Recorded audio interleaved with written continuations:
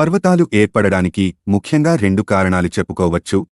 భూమి మొదట్లో భగభగమండే అగ్ని గోళం లాగా ఉండేది. దీనిలోని పదార్థాలన్నీ ద్రవరూపంలోనో వాయు రూపంలోనో ఉండేవి. ఈ గోళం సుమారు 200 కోట్ల సంవత్సరాల క్రితం కొంతవరకు చల్లబడి భూమి పైపొర గట్టిపడడం ప్రారంభించింది.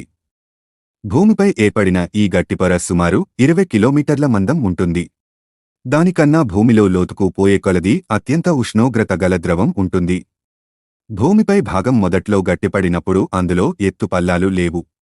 కానీ పై పొర చల్లబడి భూమి కుంచుకుపోయిన కొలది ఆ పొరలో ముడతలు ఏర్పడ్డాయి. భూమి పైపొరలో గ్రానైట్, దాని అడుగున బసాల్ట్ అనే 2 రకాల శిలలు ఉన్నాయి. ఇవి దృఢంగా ఫలకాల రూపంలో ఉంటాయి. ఈ గ్రానైట్ ఫలకాలపైనే ఖండాలు ఏర్పడ్డాయి. భూమి చల్లబడి కుంచుకుపోయే ప్రక్రియలో ఈ గ్రానైట్ ఫలకాలు ధనస్సుల్లాగా వంగి అక్కడక్కడ భూభాగంపైకి లేచింది. ఈ ఫలకాలు ముడుచుకుపోయే క్రమంలో పగిలి నెర్రెల రూపంలో విచ్చిపోయింది. ఇలా వంగి విరిగిన శిలాభాగం భూమిపైకి పొడుచుకు రావడం వల్ల పర్వతాలు ఏర్పడ్డాయి. ఇంకో రకంగా చెప్పాలంటే భూమి అంతర్భాగంలో అత్యంత ఉష్ణోగ్రతతో ద్రవరూపంలో లావా అనే పదార్థం ఉంటుంది. భూమి మీద ఉన్న ఫలకాలకు కొన్ని చోట్ల నెర్రెలు ఏర్పడి లోపల ఉన్న లావా బయటకు ఎగదన్నుకుని వస్తుంది.